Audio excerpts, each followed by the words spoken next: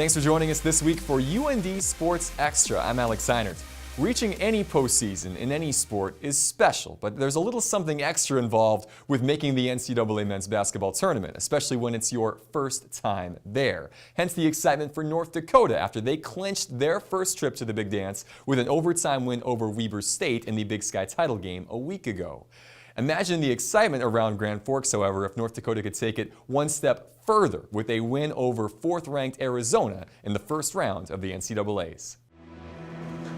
Let's go to the Vivint Smart Home Arena in Salt Lake Thursday night for North Dakota's NCAA tournament debut. There is some precedent for a 15 seed to take down a 2 seed in the round of 64, and early on, UND showed they were up for the challenge. First possession of the game, Quentin Hooker steps up and knocks down this jumper. And then it was Corey Baldwin's turn. Back-to-back threes from the senior here as UND would trade buckets with the Wildcats. They'd lead 12-11 after the opening 6 minutes. Arizona, though, not the Pac-12 regular season and tournament champions for nothing. The Wildcats would go on a 16-2 run to open up a double-digit lead midway through the first, and they would extend their advantage to 16 at the half, leading 53-37. UND would keep it in that range before turning up their game 5 minutes into the second, starting on the defensive end. Carson Shanks would come up with a block here that would lead to a Gino Crandall layup, and then next possession for Arizona, it's Hooker with the steal this time that Crandall then converts at the rim. After a Quentin Hooker jumper, Drick Bernstein, who had a double-double at halftime, slams home this feed from Crandall to cap off a 12-5 run and to get UND within 7 with 12 minutes left and to get the crowd on their feet. After a timeout, though, the Wildcats would put away any doubts in this one. A 12-0 run in the other direction would grow the lead back to 19 and all but seal the 2 seeds' passage to the round of 32. UND would fall 100-82 in the end as Arizona would shoot 58% from the floor to UND's 46%. The Wildcats would also win the battle inside, putting up 54 points in the paint. North Dakota would get a valiant performance from Quentin Hooker in his last game in a UND uniform as the senior would lead all scorers with 25 points, one of 4 Fighting Hawks in double figures. Bernstein would finish with 20 and 15 on the night, while Crandall and Baldwin would each go for 12 apiece. A tough way for the season to end for North Dakota, but still much to be proud of. Being able to go on that stretch, get our crowd. We traveled hundreds of miles to come see us, and made overnight drives, flights. It was unbelievable. Just the experience overall, and to be able to get them on their feet and going was great. That team was really good from top to bottom. Everybody who went in the game, it seemed like they impacted the game at some point. The bigs were really big, and we battled with them for the longest. And on top of that, they had really good guard play. They just overall a really talented team, and it showed at the end. I think we're going to have a great offseason. I'm expecting big things from everybody top to bottom, coaches, players. I think we're all going to improve and learn from this, and I can say with confidence I think we'll be back. Congrats again to Brian Jones and company on an incredible run this season. Well, like the UND men, the UND women's basketball team was also breaking new postseason ground on Thursday night as Travis Brewster and company were in Vermillion to take on the University of South Dakota in UND's first ever WNIT appearance.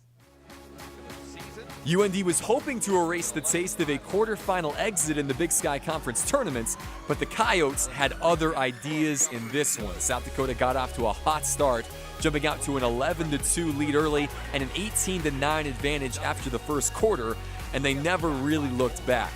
UND missed their first 7 three-point attempts and would shoot just 32% from the floor on the night, while the Yotes would hit nearly 56% of their shots. They'd also dominate in the paint, outscoring North Dakota 48-16 inside, and would force 20 North Dakota turnovers en route to the 78-55 victory. Michaela Dyer would lead the Hawks with 11 points, while fellow seniors Leah Zabla and Sam Roscoe would score 10 and 8 respectively off the bench. Despite the loss, though, UND still finishes the season with a 20-11 record, the first time they've hit the 20-win mark since 2014. Well, a tough way to end the season for both of UND's basketball teams, but still shouldn't lessen the shine from a pair of conference championships. We'll chat with Travis Brewster a little later in the program, but coming up next, Brian Jones stops by to talk about the historic run for UND men's basketball and what it means for this program. UND Sports Extra on Midco Sports Network is presented by Farmers Union Insurance and the University of North Dakota. Welcome back. Well, a season of firsts for North Dakota men's basketball concluded this past weekend in Salt Lake City. Head coach Brian Jones is here to relive it all with us. And Coach, first of all, congratulations again on a fantastic run. What a great experience for you guys this past weekend. It was, not only for the guys, but for us as coaches and our fans, the first. And honestly, I'm still on cloud nine. It was just such a wonderful thing to see those guys experience and for us to go through the year and just to continue to grow. And a lot of thanks needs to go out to our fans. I will say that too. They made this possible with what their support they've given us through the year, but especially at home. And we all know how important it is to have some success at home. So the amount of support we got all season long was definitely as I say, it was a team thing. And it wasn't just the team; it was this community in our university. Yeah. So the whole group combines to get you a 15 seed, again a regular season championship, postseason tournament championship, and a date with Arizona in Salt Lake City. NBA arena, 20,000 seats, national television audience, 1.4 million people watching across the country. The stage, though, not too big for the guys. You really started off strong against this Wildcats. We did. We talked about that. The first 4-minute game, we had to go in and set the tone, just taking the fight to them. That's always been our mantra. Regardless of who we're playing, the level of the opponent, when we've been our best, we come out of the gates being aggressive. As I said, against opponents like this, you got to swing and you got to keep swinging, and that's just what you have to do. But yeah, I thought the one thing I loved about our guys, we didn't flinch. We competed, we stayed true to ourselves, we stayed true to our style, regardless of who we were playing. And Arizona's a very good team. I was worried going into how we even going to score 2 points, let alone 82.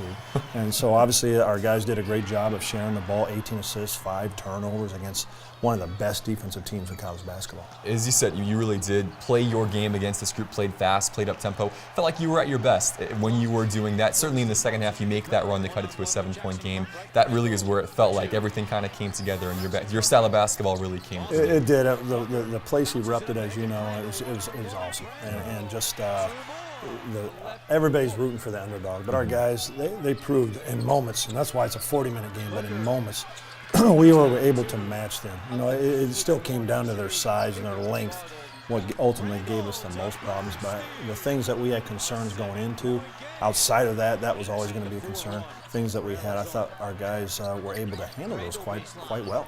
Yeah, the Wildcats able to, as you said, just a little bit too much in the end. They get the 18-point win. But talking to the guys after the fact, I took away 2 things. You get the sense there was a lot of pride in the fight that they showed, and the fact that they don't want this to be it. They want to keep pushing forward and make this a routine thing for you guys to be in the big dance. And I agree. Once you've been there, now you want more. Yeah. So it just doesn't happen. That's what we addressed our guys. The guys are returning, and now the off season, you got to enjoy and embrace their journey. It just doesn't happen. You got to do more now. Now there's even more a target on your back. They know you have the ability to get it done. But there are so many things that fell into place for us this season that allowed us to get to it, and it wasn't easy. And I think, as we all know, championships or just winning anything isn't easy, especially at this level. So I'm anxious to see that growth this offseason. These obviously losing some special seniors in their own right and on many levels, but I'm also anxious to see these younger guys step up into a different role, into a leadership role. How can they take this torch and keep the momentum going forward? Yeah, still a young core, a lot of guys coming back. You mentioned the senior kids, of course, losing Corey Baldwin, who was so good over his 2 seasons in Grand Forks, Thomas Blake and Devin Pekas, who were just great team guys the last couple seasons, and then Quentin Hooker, who really is going to go down as one of the all-time greats in this program. Still a tough group to lose. It is. I mean, obviously starting with Q, those guys are program changers on many levels. It's just not his talent. It's the locker room, it's the community. We've talked about this, it's the campus.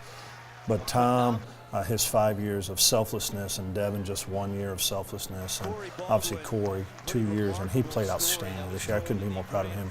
Like we've said before, all 4 of them had a huge impact on our program, a huge impact on the success this year. Yeah, certainly, and that's going to be interesting to see how that moves forward. Again, 4 great kids leaving this program on the right note. Coach, 22 wins this year, a couple of tournament championships. Congratulations on all the success. Thanks again so much for letting us cover this program. It's been a pleasure. Thank you. Best of luck this offseason as well. Brian Jones. We go from one Big Sky Coach of the Year to another. Travis Brewster joins us after the break.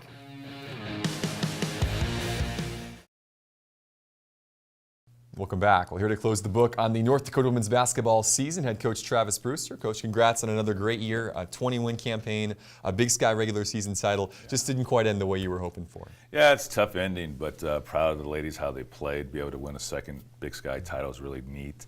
Being able to play in the WNIT, it's just one of those things. It's part of the game. You got to compete night in and night out, and we lost. It's a bummer, but I can't say it's a bad season at all. I just liked how we competed all year long, and it wasn't our night a couple nights. Yeah, certainly a lot of positives to take from the campaign. The WNIT bid, of course, you got the automatic bid from the Big Sky. You get paired up with your past and future conference competitor in South Dakota. Obviously, a tough place to play. They've only lost 2 games in that building in the last 3 years. They came out hot, and there really was just no answer for this one. Yeah, they came out and they were scorched the nets. I thought defensively we were breaking down at the wrong time, the wrong spots, and tried to make some adjustments at half. I tried to get us in better positions, and but they were rolling. There's no other way I could say it. I know it's tough, but it's part of the game, and you got to credit them for their game plan of taking us off the dribble from the perimeter and attacking.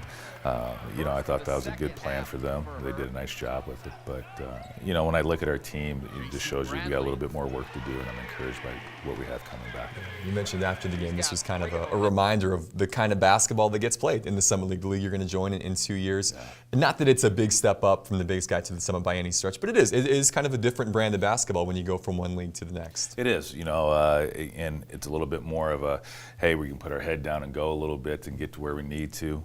And that's just a small adjustment we'll have to make when the time comes. But, when you prepare to play the game in postseason, it doesn't matter who you play, what league they're out of. And that night we ran into a team that was playing really well, and we were off. So as a coach, I have to do a better job to make sure we're ready to go next time. Yeah, 78-55 defeat in Vermilion wraps up the season. But still, again, as you said, a lot of great things happened this year. What was your biggest takeaway from this campaign? What I was really excited about was how our team played. I mean, you look at one point, we didn't even have a 500 record at Christmas, and you turn around and this team produces 20 wins, win a title. I was really encouraged by how our sophomore group kind of buoyed us a little bit throughout the season when times got a little bit tough, and then you look at our upperclassmen of how they stepped forward at the right times too. So I thought they were complementing each other throughout the season really well. Yeah, certainly. And then there's a big group coming back. You mentioned the kids that leave, but you've got 4 starters and a number of key reserves still as a part of this group. What are some things you're hoping they can improve on and continue to strive forward to build on the success of this past season? Well, the biggest thing with that group is they move the basketball really well, so I'm encouraged by that. The defensive end is something we really got to hammer home this postseason, work on in the fall and the summer.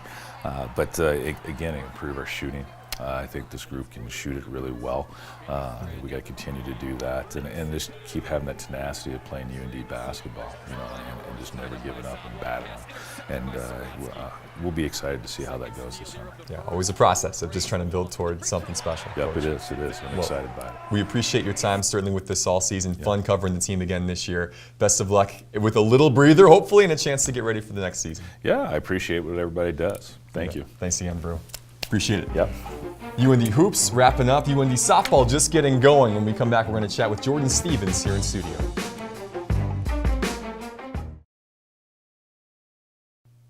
Welcome back. Well, spring has only just arrived on the calendar, but it's been spring sports season for over a month now. UND Softball already 30 games into the 2017 campaign. Third-year head coach Jordan Stevens here to talk us through what's been going on with the program. You guys have been busy so far this season. We've been very busy, and we've been on the road a lot. It's nice to finally be home for a few days. Yeah, I bet so. Not long, but trips to the Southeast, California, kind of the usual stops. Non-conference play, though, just about done. 12-18 so far, the record. Yep. A lot of success early on. What's been the biggest key to getting off to such a good start? I think the biggest key is, honestly, we have a better team, and that's been the key to winning some games. But mostly, in terms of what's on the field, is our pitching's been very good. Our Kaylin Van Domelen and Hannah Berg have been very, very good in the circle, and they're giving us a chance to win some ball games. We're probably not where we would like to be yet, offensively and defensively yet, but they're keeping us in games, so it's giving us a chance. Yeah, you mentioned Kaylin and Hannah, both those 2 kids coming back, juniors that had been starters for you last season. Already have thrown 2 no-hitters already this season. I mean, talk about a confidence boost for your team to get off the going. Yeah, and I was just saying to somebody the other day, this is my 11th year in college softball, and I haven't seen a no-hitter on either the plus or the minus side. Wow. And to have two in 1 year is quite the accomplishment. And for them, the momentum for them to go out there, and they beat two good teams. So it was fun to watch those games and see them in control. Yeah, I can imagine. Yeah, you mentioned some of the youth in this team in the lineup and in the field. Again, the third youngest team in the country. 16 out of 24 kids are underclassmen. Right. It's certainly a young group, but they're starting to come along. They are, and it takes some time. It takes some time and get them adjusted, and you can only talk about it so much as to what the adjustment is like until they actually get out there and do it. But there's been times where we've had 6 or 7 freshmen on the field starting for us. It's been, and you ride the roller coaster with that sometimes, but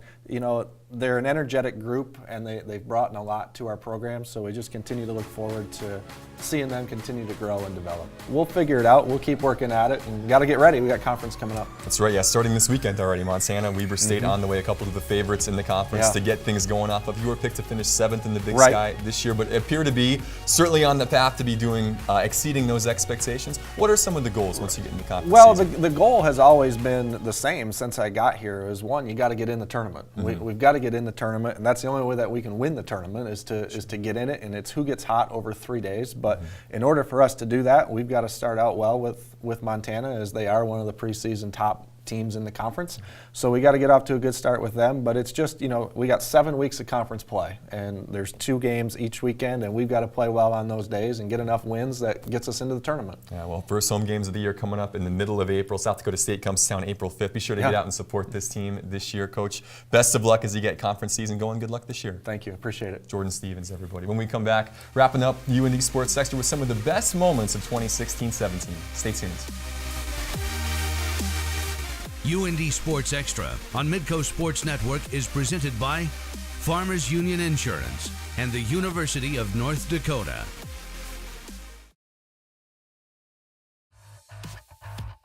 The NCAA tournament gets underway in Fargo this weekend for Bradbury and North Dakota hockey. UND, the 3rd seed in the West Regional. They'll take on 2nd-seeded Boston University at 2 p.m. on Friday at Shields Arena and on ESPN2.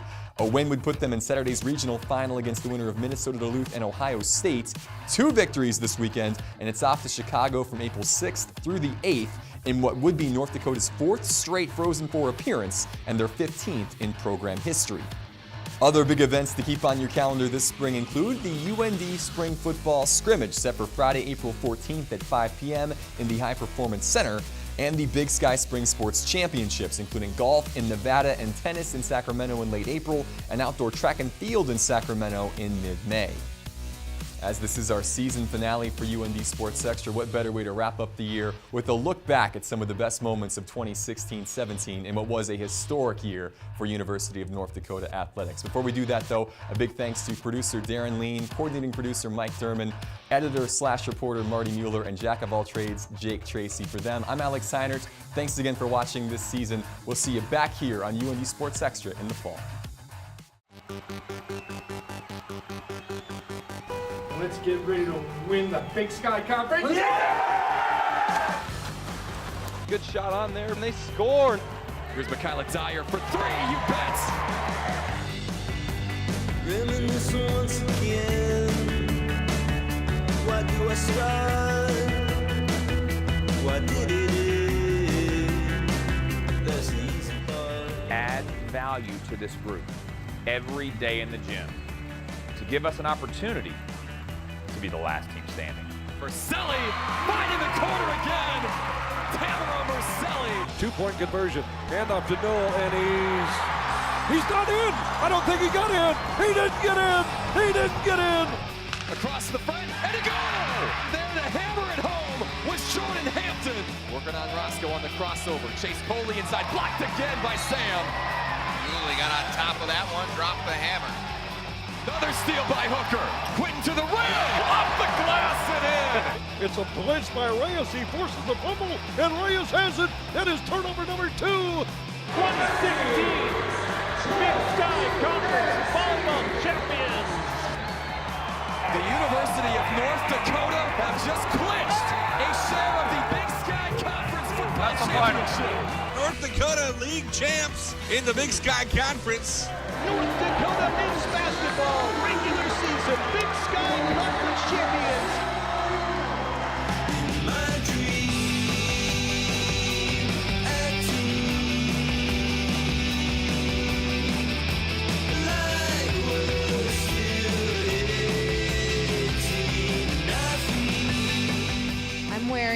Gucci Couture. It's a designer.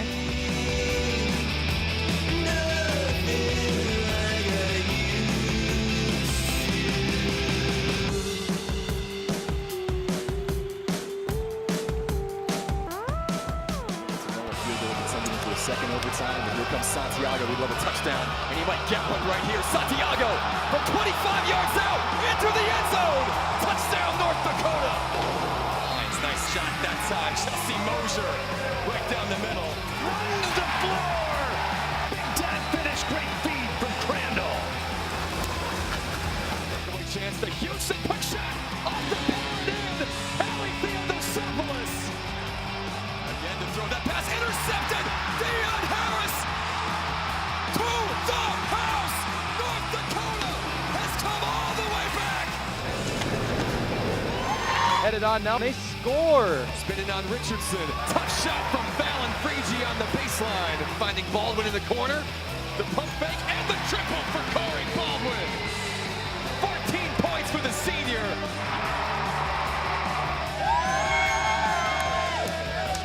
Studs her through the air. End zone. Caught at the corner. There's no way you go. Oh. Touchdown, North Dakota. Noah Wanzik somehow comes down with that football. You shut your mouth, Ryan Kasowski, and you put 6 on the board for the Fighting Hawks.